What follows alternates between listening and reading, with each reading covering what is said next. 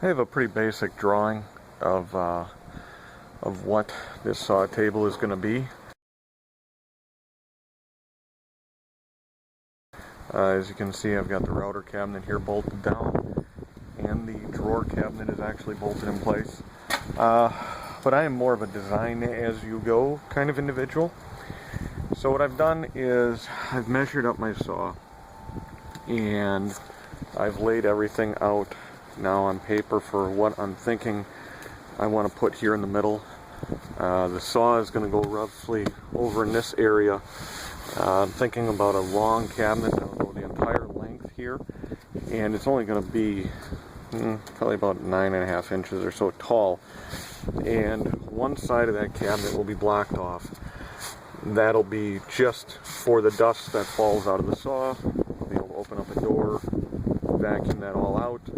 Again, working outside, I don't have to worry about dust collection quite as much as everybody else does.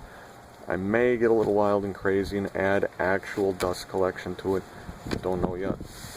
And then the other side here would be just a simple drawer or even an open cabinet for larger tools or something of that nature. I don't know.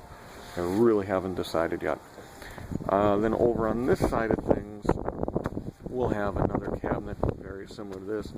One side will be drawers, one side will definitely be doors, so that I've got a place to put, my circular saw, biscuit joiner. If I ever get another Craig jig, that door will be locked tight so that it never walks off again. That's what I'm thinking so far. One issue that I'm struggling with, and I'm going to kind of walk on over here now, is I am seriously debating. The original design, I left these extension wings on the saw, but then I changed my mind and I decided I just want to take the wings off and leave just the cast iron plate right there, so that nothing can fall down in between here. That way too I can have the cabinet right tight to the saw and I'm not losing anything.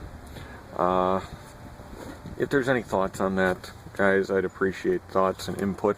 The saw is not done and built yet, so that's where I'm at. Give you kind of a look at the saw here now I'm working with. Yes, this is a Harbor Freight saw that I picked up about 8-9 years ago, I guess.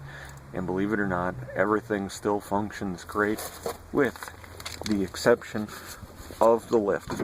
I actually have to take the saw apart, clean out the threader rod here, because it doesn't want to turn single-handed anymore.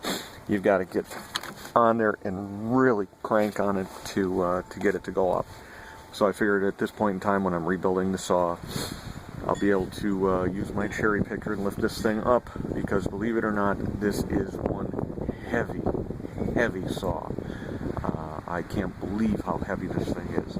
But I'll have to get it up in the air, roll it upside down, and actually clean everything out of there. And go from there. But anyway, that's where I'm at right now. As you can see, both cabinets bolted in place. And again, this table saw will be on over there. Another cabinet here. Hopefully you can see this. It looks like the lighting is really poor today. So that's where I'm at. I'm going to see once about building up one of these cabinets today yet. I didn't make it anywhere near as far as I wanted to get today. But after moving this torsion box around several times just so I could use the table saw, I think I actually pulled a muscle in my forearm. Kind of hurts now to try to move these boards around. One of the downfalls of woodworking alone is, when you try to move these heavy products around on your own, sometimes they do kind of wear you down. So I am going to go inside now, kind of go ahead and put this video together, and go ahead and take myself a nap, because yet again I am on nights this week. Looks like no end in sight for that one going on, so who knows where that'll go. But I did get some of the boards cut here for the cabinet that'll hold up the table saw. Got some dados cut in here So this here is going to be both the top and bottom pieces. That'll get split down the middle here. We've got our sides cut and a center divider.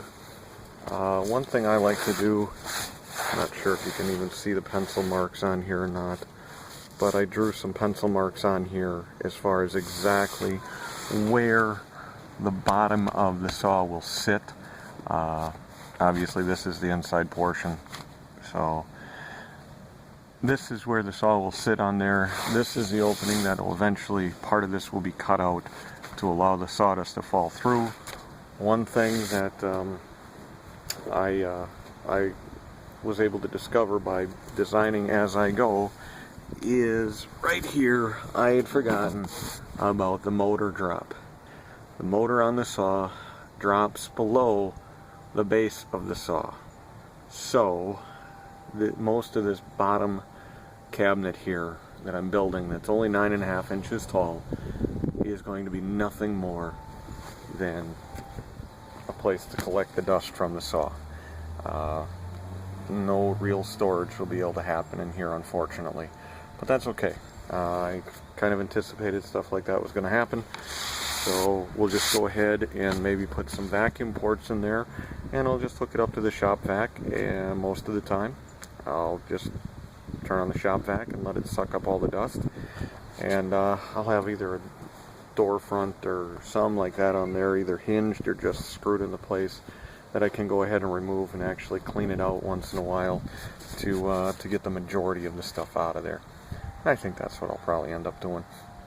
So anyway, this is as far as I'm making it this weekend. Who knows, because I get out kind of early with Mondays. Maybe I'll get some more done tomorrow, and if I do, I'll get another video posted up of that, but hopefully it'll warm up too. So this is all I got done this weekend. Hope you guys enjoy it. Progress is being made, at least, and we're going to keep going from there. Thanks, guys.